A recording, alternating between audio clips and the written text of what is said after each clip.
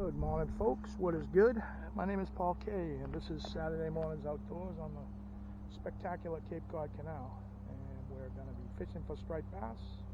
And it's a beautiful late summer day, mid-September. None of the trees are changing. There's a little spot there that's a little bit. We had a very hot, humid, wet summer, and these trees look pretty healthy. But thanks for coming along. And if you like fishing for striped bass and other fish that show up through here, this is the beginning of the migration. Stick around. And I think we're going to do a triple spot check this week, just so I can catch up and with what I'm trying to accomplish here on the canal, with sharing information with you about fishing holes along the canal. So let's stay tuned and see if the canal will be good to us again this week, like it usually is. And so we are on the second quarter, which is the half moon this week, and I'm fishing a westerly tide going that way, which is the proper way to fish this time of year, as the fish stripers migrate from the north, which is that direction, and they'll come down in biomasses and swim that direction, and then hang a left and head south. That's Buzzards Bay, that's Cape Cod. This is Buzzards Bay, and this is Cape Cod Bay. And in the fall, that's the pattern this year. Saw a ton of birds coming in. I saw literal pods of cormorants, and I've never seen like more than one or two cormorants together. I saw like 15 cormorants all around, and which is indicating there's a lot of bait fish here. Same as last week. This is the beginning of the fall patterns and the fall migrations, and cool time. This place comes alive. Temperature seems like it's back to summer. Wind southwest around 9 miles an hour. It seems to be picking up though, and barometric pressure is steady at 30.00 on the button this morning when I left, and it's a gorgeous summer-like day. It's around 78 degrees right now. They claim it's going to be up in the 80s, and it seems like it's getting a little bit humid again. So, beautiful day down here. Saw a fair amount of cars down at the certain areas that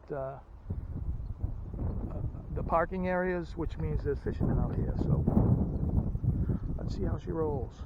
So I got a question this week.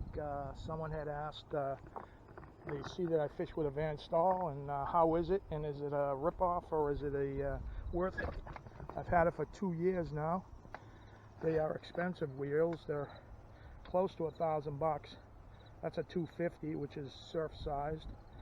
And I am not rich. I'm a regular guy, just like most people watching this, middle class. And but it was an icon kind of thing. I'm in the salt water. I see what Russ can do, and really good quality reels will last. Don't matter really if it's a quality reel, it'll last your whole life as long as you take care of it. But I was tempted by it, and I came across a fair chunk of money like that, and I got it. And I'll tell you, forget the icon, forget what it cost. All right, that reel, I use it, you see me use it every week on this show, and there's just no wear on it. And I've had it for 2 years now. There is no wear on it, and it's a simple reel, but it's sealed. It's all completely sealed. It's waterproof. The guys that go wetsuit fishing, they get in wetsuits and they swim out to rocks, prefer that reel, and reels like it that are, I think it's called IPH6, or so. There's a rating, the waterproofness, and that's got the highest rating. You can reel that, use that reel underwater forever, and salt water is not going to get into the inner workings. Personally, through common sense, I will never, that's a nice yacht, I will never submerge a reel.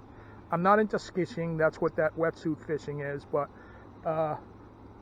I just, you know, and another thing too, I see guys throwing them in the sand and washing the sand off. I mean, there's a difference between the ability to have, you know, that something can handle harsh conditions, and actually being stupid.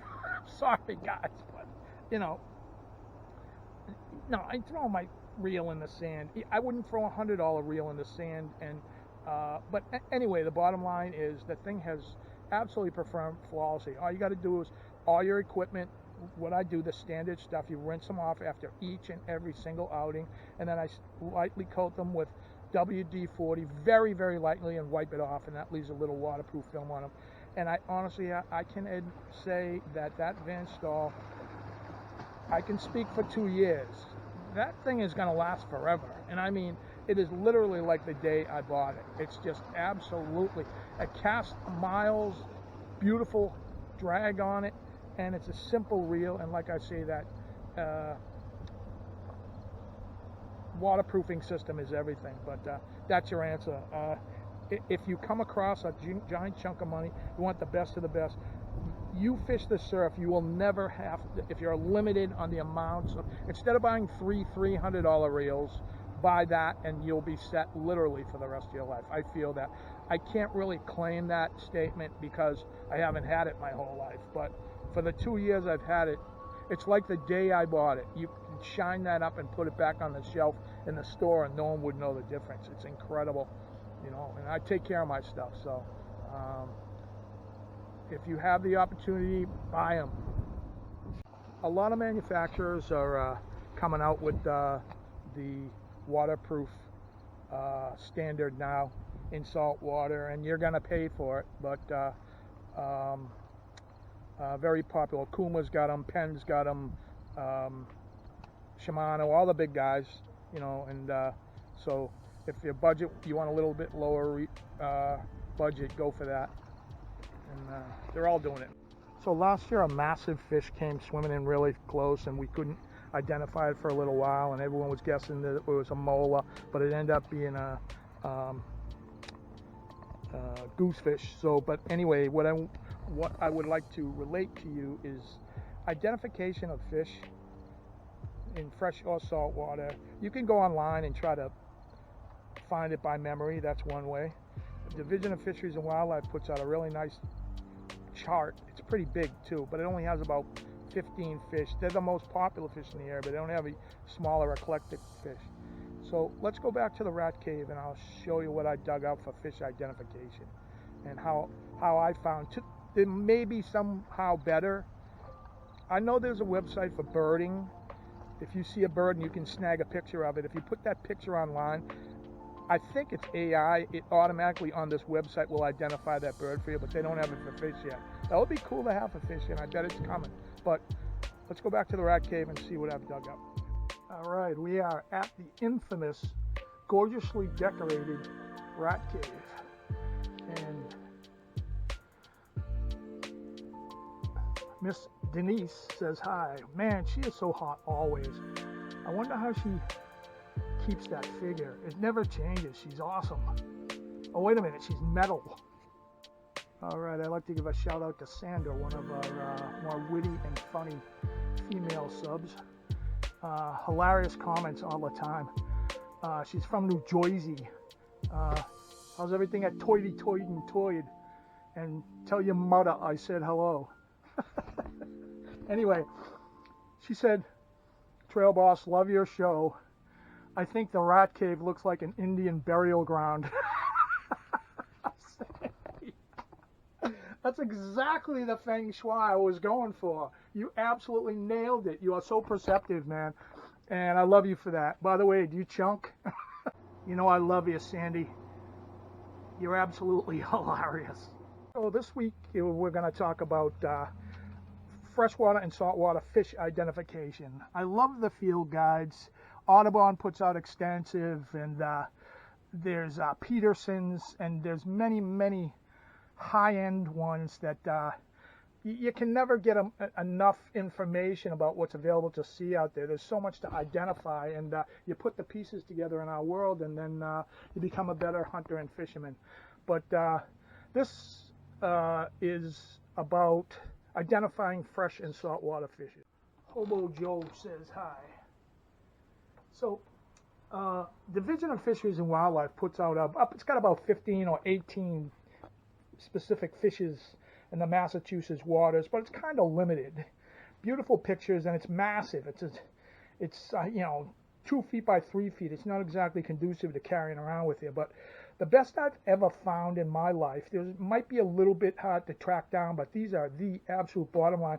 Maybe there's some other ones that are out there, but I don't know if there are, and I don't know about them. But Audubon and Peterson and all them, they put out these vague ones with, I don't know, the identification isn't as specific. These are called McLean's, and one for saltwater and one for freshwater, and they're absolutely the best drawings, and it gives every aspect of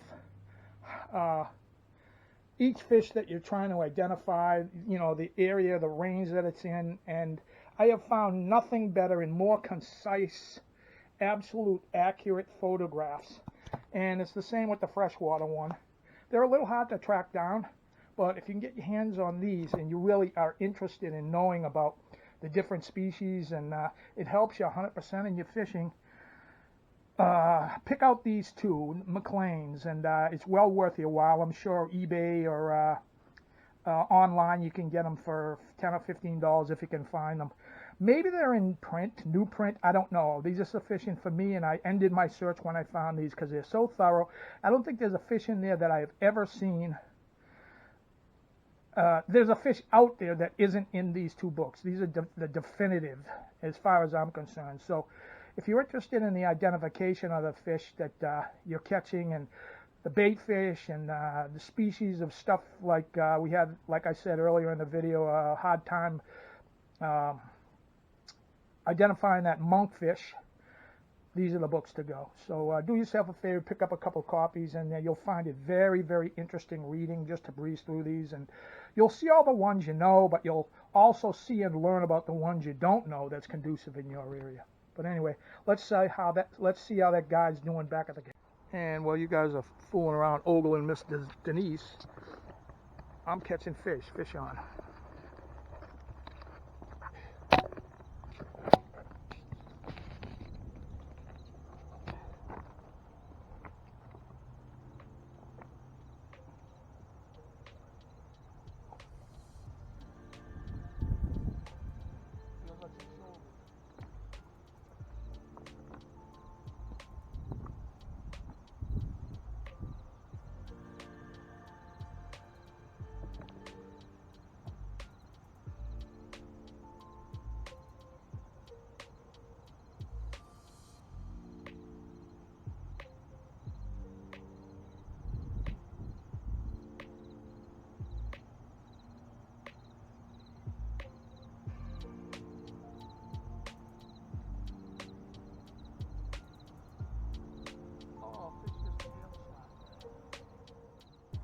All right, good fighter.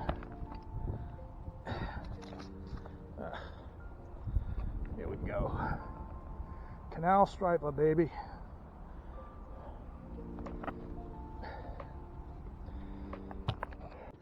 Wow, that was a slamming hit. This cat has the windows on the sides too. You can see it clearly. It's got to be, there's accessibilities down in there. Like, what I mean is there's rooms down there. I don't know, storage, or I don't know, staterooms or whatever. But I didn't know. I still don't know. I'm guessing, but I've seen too many of these larger cats, and they have the windows on the side. But anyway, that was a slamming hit, man, and that was a strong fish. That's why it's so important to get these spikes really in these rocks good. I pound them in with semi boulders, and that hit so hard it doubled over the spike, like creaked.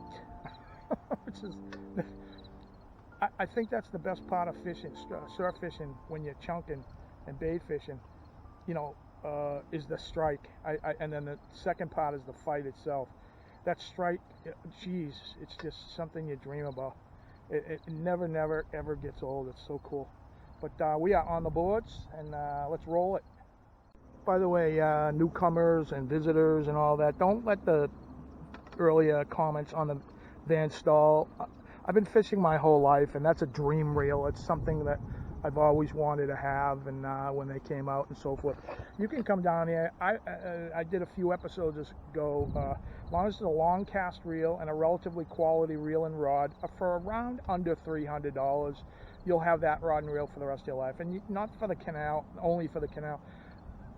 If for any beach or any jetty or anywhere in the salt water, you know, and it's an investment if you love this sport. And you can come down there with the cheapy Walmart's $90 everything inclusive, but you won't get more than 2 trips out of it with these fish. You technically have the ability, the chance in these world-class fishing spots, 60, 70, 80 pounds. It can happen. It can happen. You know, and if it's just those things are toys. They're gonna break. So you're fighting big fish. You know, if you get anything in 15 pounds and up, which is an average size, 10 to 15 pounds and up in these currents, you're fighting the currents too. Those cheap ones ain't gonna work well for long. Well for long is exactly right. So under $300 will get you in. I see something big coming on down in. Let's see what she turns into. And last week a viewer asked kind of an eclectic question, but I can answer any question you throw at me, whether it's the right answer or not. It's up for you to decide. He said, why don't you mention the rats that I see all the time when I go down there? Are you referring to me, sir? Dude, come on. Every single jetty, canal with riprap like this, where the tide comes in and out, is going to leave detritus from the ocean. You know, dead bait, dead stuff, clams and mussels and all that stuff. And everything is looking for food, and so are they. I'll be totally honest with you. I see by far more, absolutely my honest opinion, I see more mink, raccoon, fox. A couple times I've seen deer, literally, I thought it was a human drowning or trying to, you know, struggle across, but it was a deer and it was swimming across the canal. But then I do rats. They're on every jetty and every single rocky area where it's an intertidal zone, just getting food just like everything else. Everything's here for food. Rats are part of it. What is more annoying to me, rats don't, you know, rats don't really bother me, even, you know, at nighttime when your bait's out and stuff like that. You know what's more pesky than rats? Rats ain't nothing you can't kill with a baseball-sized rock. You know, they just take off. Same with any of the critters, but don't throw stuff at them. They're not after you. They're just scrounging for food. But it's the seagulls. Those are flying rats, and they will try to steal your bait that's sitting on a rock 10 feet behind you when your back is turned every time. Every time. They're very aggressive, and you got to let them know you don't want them around. Otherwise, they're going to take your bait when you drowse off for 1 second, and I mean it. And they will sit there for hours watching you until you drowse off or until your back is turned, and they'll run in there and try to snag your cut beat that is 10 feet away from you. That's how bold those things are. So don't worry about the rats. But it's part of it. They're part of nature, man, and they're not common. They're here, but they're not common. I like that question though. That's pretty funny. I mean, it's use your imagination. You know, you're using your imagination. I'll tell you what I thoroughly enjoy seeing down here, and I see them about every second trip down here. Are the minks, and they're very common. And I can see why you know, that's one of the more. You don't get that much for trapping them, but why they're desirable for fur coats. Absolutely gorgeous fur on them, but they kind of slink around the rocks. I've taken a few videos of them before while I was fishing on the show, and they're very cool. They're actually pretty tame. There was one that was coming regularly last year, and if I threw chunks of mac at him, he would totally get them. And you can tell they're very intelligent. Those are one of the more enjoyable creatures and they're more skittish and will try to keep away from you than approach you. You know, none of these critters are aggressive at all that I've found. None of them are aggressive because I'm not bothering them, and you just sit there and watch them. That's all. But if you try to pick them up, that'll probably be a different story. But the minks are very cool to me, and I've yet to trap one. Trap many other critters, but I've never got a mink. But I can see why the fur is desirable, and there's tons of them here. Veritable cornucopia of wildlife, as W.C. Fields would probably say. Ahoy! That's the CM 105. like it says on the bow. Massive platform. Look at that. And of course you got the tugs. See, you can see clearly how these massive barges, there's an indentation in the back and the tugs fit right into the push, and he's the navigator. He'll tell you go to the right, go to the left, and there's a place in Walpole, Mass that makes propellers for the biggest ships in the world, and like one propeller is the size of like 3 cars if you could look at them overhead, and some of these ships, massive ships, need like 8 of them or 15 of them or whatever, but big money, solid metal, and of course created exactly to specifications. It must take a long time to get all that metal together into the shape that they want, but it's pretty interesting, which provides obviously the thrust for these massive ships. I can't imagine what the bill would be either. And fish on.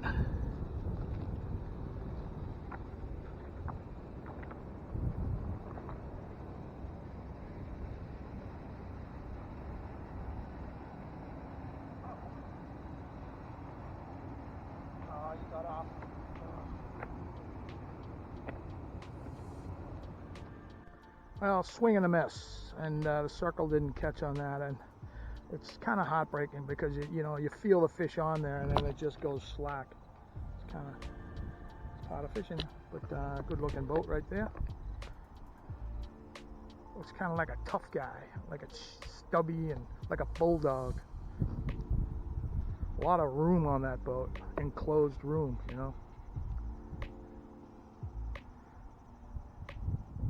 Never know what you're gonna get floating down here.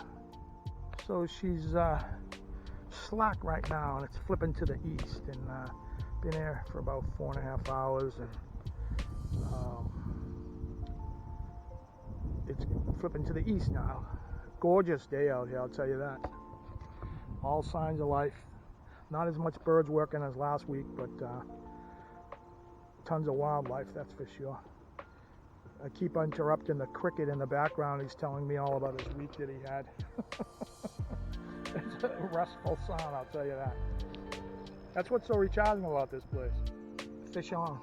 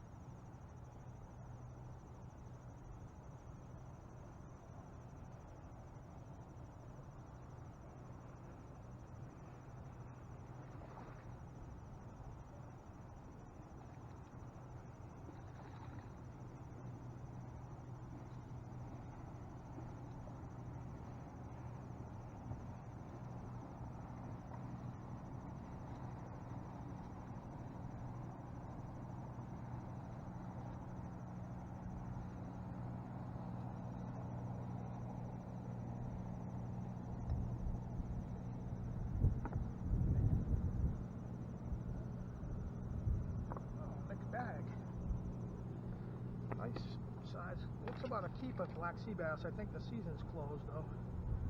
But good looking fish. Best eating fishes in the ocean. And just about middle of slack. And kind of neat. We'll let them go. And man, these are good eating.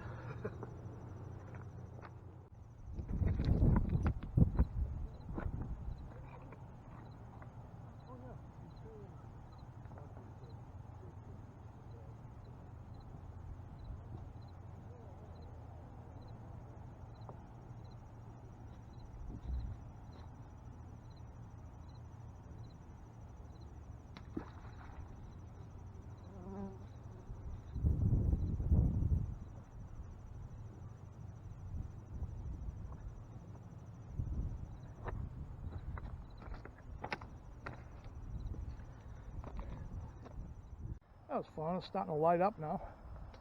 We could make a what-you-got stew, striper, black sea bass, and all we need is some bacon. Alright, you can see it's totally flipped to the east now, and it's that time of the show where the bait's getting low, and I'm gonna attempt to do a triple spot check. So I'm trying to catch up, make my way to the east side and have covered the whole Cape Cod side of the canal for you canal aficionados that really want to learn this, and especially visitors, newcomers, and that's the purpose of this series. And so with that, we've been pretty fortunate today, and a spectacular day down here. It's super gorgeous, and it's like summer, you know, very comfortable down here. And one striper, one black sea bass, and a swing and a miss, and another hit, and it's pretty good for a tide. So yeah, spot check. Alright, welcome to Spot Check. This week's Spot Check, we're going to try to get off 3. That's where we ended up last week, at the Sagamore Bridge, and I explained about that. Next one up the line, what we're doing is you get the map either from Canal Bait and Tackle or Red Top Sporting Goods, or you can go to Visitor Center and get the free one. And along the canal are these poles, and they're marked, and you look on the map, and I'll give you the numbers where the holes are on them. You'll see where the holes are on the map. They're designated, but I'm showing you in physicality how to get here and so forth and so on. So this is pole 115. This is a very popular spot, very quiet stretch called Grossman's. As you can see, it's very steep here. So the old school way we used to do it in this area was we used to have grappling hooks on a rope, and you could snag the fish. But nowadays we release a lot of fish, and you'll have to walk down to where it's more flat over there to land them. But this is a very popular spot, Grossman's. You'll see in a lot of the fish reports this mentioned. And pole 115. As we're moving along to the next spot, you'll notice this is an extremely straight stretch here, straight up. And at low tides, you'll see little jetties, little points of land that pop out because it's low tide and you get out there. And a lot of deepness here, very deep. There's a lot of deep holes. Ron Ara said the area where it's 700 feet wide is along in this area. I really shouldn't do this, but I'm going to give you one of the pro local tips. And I'm not recommending it, but you might stumble upon it, but once you become familiar with the canal. But you guys stuck with me so far, I'll give you this one. So as you're riding along Sandwich Road, parallel with the canal, if you take a right on a street called Pleasant Street, Sandwich Road goes like this, Pleasant Street loops in like that, and you can park right. You shouldn't, I don't think it's allowed to get, it's all posted there for, I believe this is a place of business, but guys park there. But use it at your own discretion. I'm parked there, but I don't know if I should be or not, but I always have, and no one said anything. So Sandwich Road, Pleasant Street will get you in the pole 110 to 115 area very easily. No bushwhack. Which brings us to the next famous cool spot. It's pole 110, right? 5 poles down from 115. So this is a fishy area. Oh, look at that. It's an unusual looking sail apparatus. This is called lumber yards. You'll hear it mentioned a lot in some of the local fishing reports. Lumber yard. It's right next to Grossman's, pole 110. Once again, very deep here, and low tides. It's got the prominent points sticking out here, but what's attractive to the fish is the drop-offs are very deep, up real close to the bank, which makes it an ideal fishing spot because they push bait fish up along the steep edges of it. 110 is lumber yards. Remember the little tip I give you about the little trails? Look at, all right, it's right here at 110 Lumberyard, and it's telling you that's a good fishing spot. Keep your eyes. Well, that's beautiful, isn't it? It looks like something from China. Notice how she shallows out right here, then it just drops straight down. You can see the drop off. You know, you can just see it. See the with the sunshine, you can see the rocks, and then it just goes down, and that's what makes it appealing. Here you can obviously wade out, and at low tide, that's what I'm telling you. You keep your eyes open, you'll see spots like this, which gives you more distance for casting. You know, at low tide you can walk out there without getting wet and cast really far across the canal. By the way, looking through, you know, I mean, before I started this series, one of the reasons why I started this series was people were saying, where are the spots? There's too many people. You know, I want peace and quiet and everything. This is exactly the point I'm trying to make. It's just stunningly gorgeous through here. The whole 7 miles, and there's all type of people don't believe me until you show them. It's all the peace in the world you can have, and I'm giving you the information where to fish, so you don't have to be around the crowds and the shootings and the stabbings and so forth. I shouldn't have said that. It's not common at all, but it has happened here. And it's not a rowdy place, and most people get along fine, and there's a great camaraderie once you learn the protocol here. But there's tons of peace here. You can be alone for all years and never fish near other fishermen because it's 7 miles on each side. All right, so this one's an interesting spot. So this is pole 105. That's pole 106, and that's pole 104. All right, so 104, 105, 106. This is called Bluefish Hole, and I don't know. I don't have much experience with this hole. It's on the map, and I hear it mentioned a lot in the reports. Apparently, there's some type of feature that the bluefish trap bait in here. So this is Bluefish Hole, 104, 105, and 106. And that would be a triple spot check this week. And for you beginners and all you regular aficionados, and I'm covering every single hole along the canal on the Cape Cod side, trying to this year. Hope you're appreciating this, and hope you can use the information. It's a lot of fun for me to do it. It's a lot of fun bringing it to you. So with that, we'll close out, and hope you'll tune in next week. Please hit the like and the subscribe button. It helps a lot with the channel, and it helps immensely with the channel. It's actually everything. And thanks guys for coming along, and get your butts down here. It's very good this week. That's the report. And if you can't make it down here, come on along. Glad to take you along with me. And as always, please say your prayers. Jesus is waiting to hear from you. You know it. Thanks, folks. See ya.